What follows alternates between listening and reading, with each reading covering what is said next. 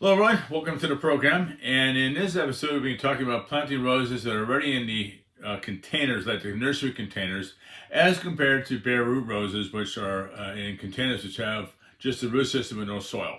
So, some common denominators: roses want to be in a full sun environment, 8 to 10 hours of sun, interrupted sun. Make sure spacing is good. You want to have at least 3 feet apart on the roses so you get really good airflow going through the rose garden.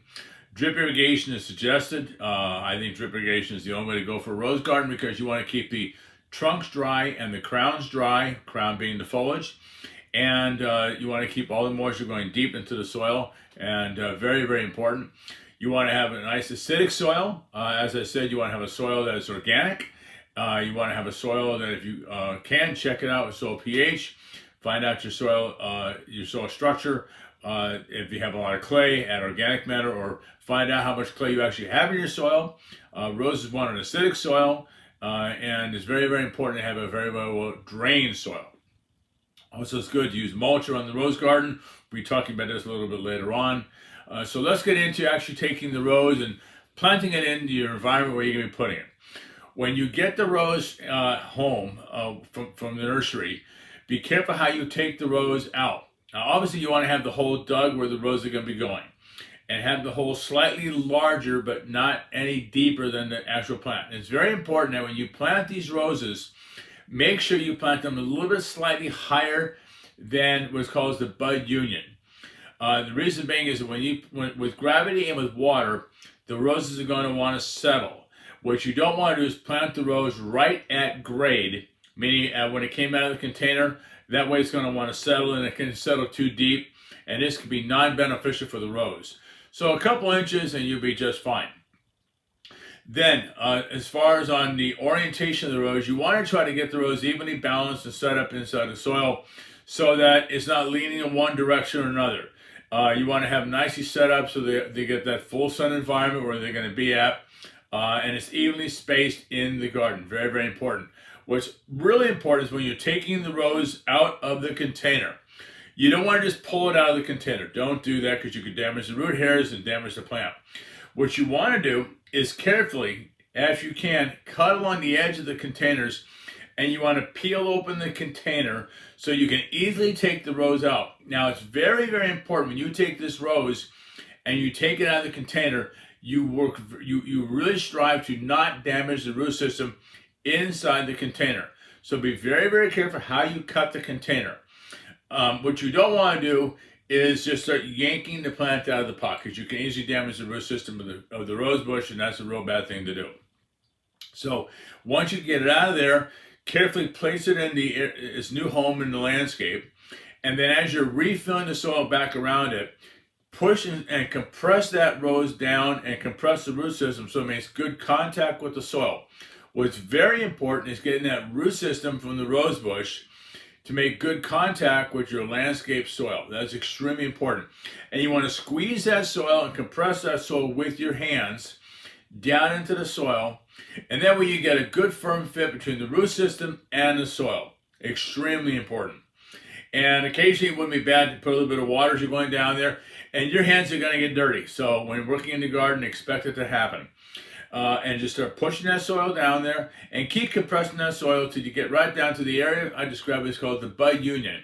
The bud union is the area where the root system is attached to the trunk of the rose, and it's like that little swollen area at the base of the rose. That is called the bud union. That has to be exposed, but you want to find that. It's very common. It's easy to find on the rose. Just that swollen bit of tissue just above where the roots connect to the trunk of the rose bush.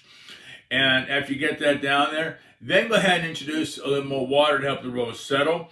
This is why I said you want to plant it a little high, about 2 inches above grade, because between you compacting and compressing it down, and then with the addition of the water, the rose is going to start to settle into its new home. And as you're compressing that soil down, you're squeezing the air that might be interfering with the root system making contact with the soil. It's important that the soil and the roots become one inside the soil, inside its new home. And again, with the orientation that the rose is receiving plenty of sunlight. Take out any dead wood that's on there. Ultimately, what you want to do is to have all the canes on the rose facing out like that of a vase. Take at any crossing wood where that wood is going to be rubbing against another cane of the rose bushes. If you see any damaged canes on there, they should be removed. If you have any growth that are pointing down, take them out, because ultimately you want to have all the canes of the rose facing out and facing up. Also, it's very, very important that when you get the rose set up, all the new buds should be pointing out. And if you're going to do any pruning cuts to these roses, getting them ready for the next growing season, you want to make sure that you cut away from the bud. You don't want to cut so that if you have your bud on the plant, that you make your pruning cut going into the bud. You want to have the pruning cut going away from the bud. Very, very important. Also, you want to avoid using any kind of fertilizers right now. Let the root system get itself established. You have plenty of time to get your nutrients. Now, I'll be telling you which nutrients work extremely well with the roses. But right now, let's just get the rose established in the soil so that the roots make contact and they start pulling nutrients off the soil. And as we get closer into the beginning of the growing season, because right now it's just the dormant season, what's important to realize is that soil temperatures right now are so cool that nothing's really happening out in the soil. As we start getting warmer and the soil temperature is warming up, nutrients in the soil are going to start becoming more active, and soil is going to get active, and consequently the nutrients inside the soil will also start becoming available to the root system. What we're doing right now is getting that plant in good contact with the soil so we can start growing a healthy plant, a healthy root system. Use of mulch. You're going to hear me saying mulch a lot on my YouTube. Mulch is an extremely good product to work with. Getting it around the roses is very good. I'm always going to be ready because, remind you, it's great for weed control. It's great for reducing compaction.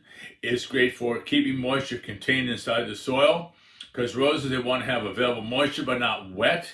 They want to have a well-drained soil. So all these good cultural practices are very, very important to get that rose garden looking as good as we can possibly get it.